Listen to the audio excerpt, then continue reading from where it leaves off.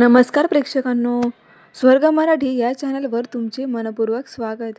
प्रेमाची गोष्टच्या आजच्या भागामध्ये आपण पाहणार आहोत. सागरला सर्दी झालेली असते.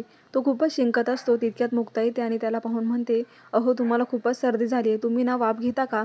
तेव्हा सागर म्हणतो की मला वाफ नकोय, त्यापेक्षा मग मी गरम पाणी पिईल. लगेच मुक्ता म्हणते गरम पाणी तर मी देणारच आहे. मग सागर म्हणतो द्याल ना? मुक्ता म्हणते द्याल ना काय, गरम पाणीच काय, मी तुम्हाला काढासुद्धा देऊ शकते. लगेच सागर म्हणतो काढा? नाही नाही, मग मला काढा नकोच आहे, फक्त गरम पाणी मी पिईल. त्यानंतर मुक्ता म्हणते, अहो पण आपल्याला माहिती आहे आपल्याला सर्दी झाली आहे, तर पावसात का भिजायचं? मग आता सागर म्हणत असतो तर सागर म्हणत असतो की तसं नाही आहे, मी आंघोळ करताना जरा माझ्या नाकातोंडात साबण गेली ना, म्हणून हे सर्दी झाली आणि शिंका येत आहेत. बरं तुम्ही माझी दखल घेतली त्याबद्दल खरंच मी तुमचं खूप मनपूर्वक स्वागत करतो. असं म्हणून तो मुक्ताला लाजवत असतो. मुक्ता म्हणते, अहो मी तुमची काळजी नाही घेणार, मग कोण घेणार आहे? बरं चला, बरं तुम्ही आता आराम करा. असं म्हणून मुक्ता आता सागरला आराम करायला लावते. सागर वळून बघतो तर त्याच्या लक्षात येतं की ही तर फोनवर बोलत होती. तो आता 2-3 वेळा मुक्ताला असं विचारत असतो की तुम्ही फोनवर बोलत होतात का एवढ्या वेळ? म्हणजे तुम्ही माझ्याशी नव्हत्या बोलत का? मुक्ता म्हणते नाही. मग सागर म्हणतो तुम्ही एवढ्या वेळ फोनवर खरंच बोलत होतात का? तेव्हा मुक्ता म्हणते हो खरंच मी फोनवर बोलत होती. मग त्यानंतर कोणाचा फोन होता असं सागर विचारतो. तर मुक्ता म्हणते आशूचा फोन होता. त्याला खूप सर्दी झाली आहे म्हणून मी त्याला ओरडत होती. मग आता सागरला खूप राग येतो. तो म्हणतो तुम्हाला नवऱ्याला सर्दी झाली आहे हे दिसत नाहीये, पण तुमच्या त्या मित्राला, त्या शेंबड्याला सर्दी झाली आहे, तर तुम्हाला इतकी काळजी वाटते का त्याची? आता सागर आणि मुक्तामध्ये वाद होतो. तेव्हा सागर म्हणतो की आतापर्यंत मी तुम्हाला एवढी बडबड केली, तुम्ही खरंच काहीच ऐकलं नाहीये का? मुक्ता म्हणते अहो खरंच तुम्ही काय बोललात, मी खरंच नाही ऐकलं, मी तर फोनवर बोलत होती.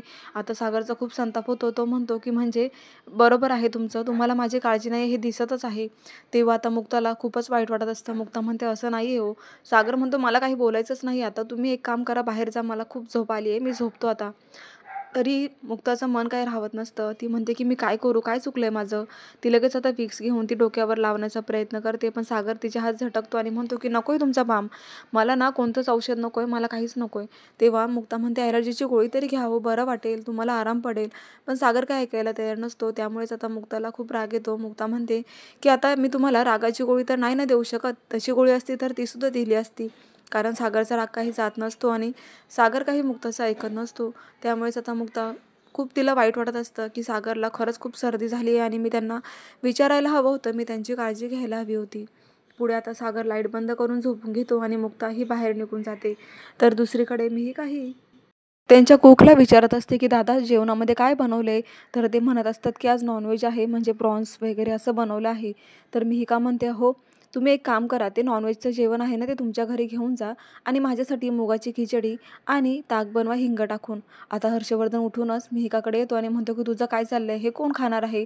तेव्हा मिहिका म्हणते तुम्हाला हे चांगलंच लक्षात आहे की मी आता प्रेग्नेंट आहे, त्यामुळे मला मळमळतं, म्हणजे आतून बाळाला त्रास होतो.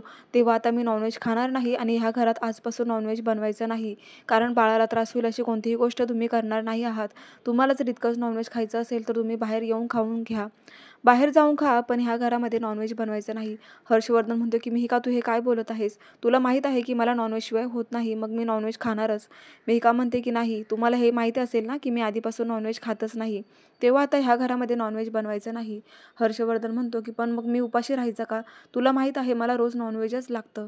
त्यांचा आता नॉनव्हेजवरून वाद चालू असतो. तर ते दादाही आता म्हणतात मॅडम तुम्ही सांगाल तसंच मी बनवणार. तेव्हा हर्षवर्धन हा खूप चिडतो आणि म्हणतो की माझ्याच घरात राहून माझ्या आवडीचं मी नाही खाऊ शकणार? मला तरी मी का आता डोईजड व्हायला लागली, हिचं चाललंय काय? माझ्या खाण्यापिण्यापासून हिची मजल तर वाढतच गेली आहे. दिवसेंदिवस काहीतरी नवीन रूल काढत असते आणि तो मी फॉलो करतोय, चाललंय काय? मला हिचा बंदोबस्त करावाच लागेल, मी हे सहन करणार नाही जास्त दिवस. मी नॉनव्हेज खाणार आणि ह्या घरामध्ये मला वाटेल तसं मी वागणार. इकडे मीही काही मनामध्ये विचार करत असते की हर्षवर्धन तुला मी हवी होती ना, मग घे आता, असं मनात ती म्हणत असते आणि म्हणते की माझी मुक्तात बहीण, ही बहीण मला नेहमी असं म्हणायची की प्रत्येक गोष्टीला सोल्युशन असतं आणि मी आता हेच सोल्युशन काढलंय की जर हर्षवर्धनला मी हवी होती तर माझ्या मनाप्रमाणे याला जगावंच लागेल. पण हर्षवर्धन आता म्हणतोय की मी काहीतरी बंदोबस्त करणार आहे. तेव्हा मी ही का मनातून खूप खुश असते, कारण हर्षवर्धनचा चेहरा हा पाहण्यासारखा झालेला असतो. दुसरीकडे लकी हा आरतीचाच विचार करत बसलेला असतो. त्याला आरतीवर आता काही सोल्युशन मिळत नाहीये. तो खूप घाबरलाय.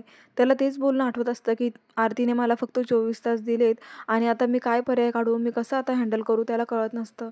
लगेच आता तो नाश्ता करत असतानाच त्याच्यासमोर सावनी येऊन बसते आणि ब्रेडला बटर लावत हसत असते. कारण तिला लकीची अवस्था पाहून खूप बरं वाटत असतं. खूप मजा घेत असते. तेव्हा ती लकीला म्हणते, "मग तू काय ठरवलं आहेस लकी? तुला मी मदत करायचं बोलली होती. त्याच्यावर काही विचार केलायस का? अरे हे बघ, असे तू एकटा पडलायस. ह्या घरातले सर्व एका बाजूला असणार आणि तू एका बाजूला. ही गोष्ट जेव्हा मुक्ताला कळेल ना, तेव्हा अख्खं घर डोक्यावर घेईल ती. तुला माहिती आहे, तुला मदत करणारं कोणीच नाही आणि अशा अवस्थेमध्ये तू कोणाजवळ काहीही बोलू शकणार नाही. तेव्हा आता मी जसं सांगते तसं ऐक. तुला माझं ऐकायचं असेल तर ठीक आहे. असे ह्या घरातल्यांना सगळ्यांनाच माझा खूप राग येतो. त्यामुळे तुझा विश्वास बसणार नाही. पण तुला ह्या गोष्टींमधून मीच बाहेर काढू शकते." तेव्हा आता लकीला नेमकाच आरतीचा कॉल येतो आणि लकी अजून खूप घाबरतो. त्याला आता इतकी हिंमत होत नाही की आरतीशी बोलावं. आता तो फोन उचलत नाही, तर इकडे सावनीला खूप मजा येत असते. ती खूप हसायला लागते आणि म्हणते, की "बघ, तुझ्यात एवढीही डेअरिंग नाही आहे की तू तिच्यावर फोनवर बोलू शकतोस. मग आता काय ठरवणार आहेस? तुझा दादा कसा आहे ते तुला माहिती आहे. त्याला जेव्हा ही गोष्ट कळेल तेव्हा तुला घरातून बाहेर जावं लागेल, हे मात्र नक्की." तर दुसरीकडे सई ही सागरबरोबर तिच्या शाळेमध्ये आलेली असते. तिथे आता दुसरा एक व्यक्तीही त्याची एंट्री होते आणि तो माणूस सागरसमोर आता विचारत असतो, की "मी प्रिन्सिपल मॅडमला भेटू शकतोय का?" तेव्हा तो परमिशन घेतो आणि सही करायला एक पेन त्याला दिला जातो. कारण परमिशन करताना सही करावी लागते असं त्यांना सांगण्यात येतं.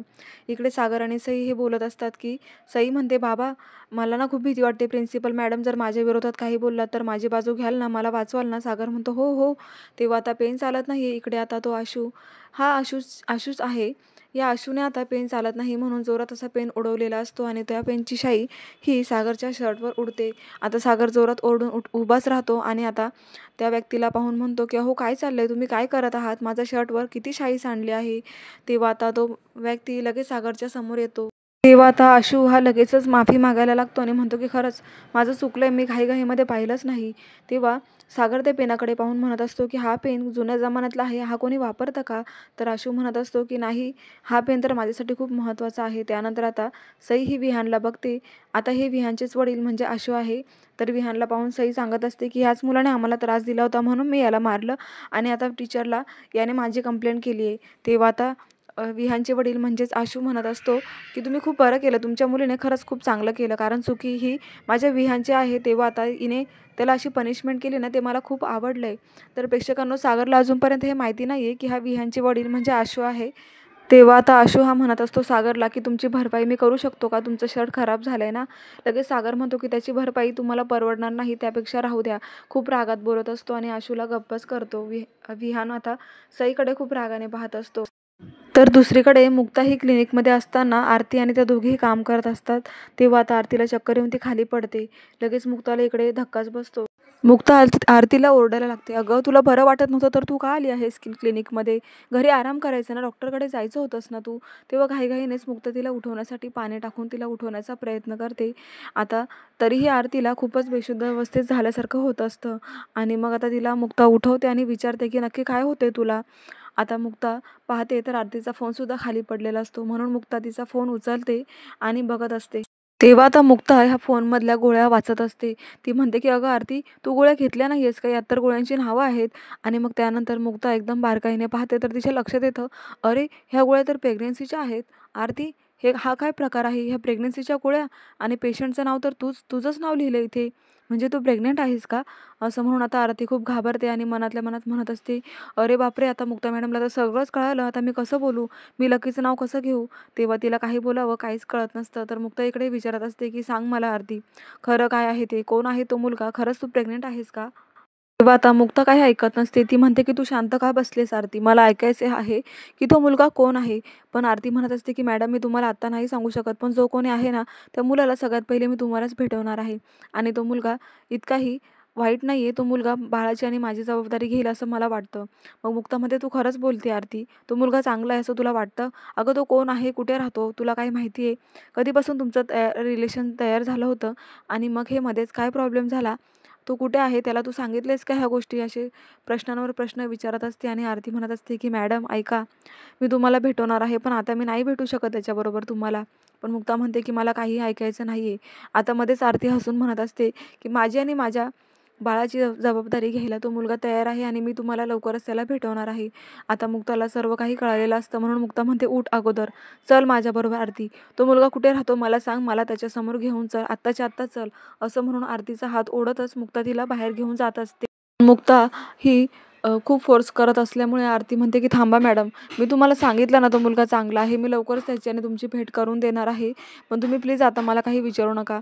आणि अचानकच आरती खूप रडायला लागते आणि मुक्ता म्हणत असते की काळजी करू नकोस, मी तुझ्या सदैव सोबत आहे. पण आरती, मला तुझ्याकडून ही अपेक्षा नव्हती, तू काय करून बसलीस, हे तो मुलगा कोण आहे, काय आहे याच्याबद्दल तू मला अजूनही सांगत नाहीयेस, तेव्हा आता मी कसा निर्णय घेणार आहे. पण मग मी तुला साथ नक्कीच देईल.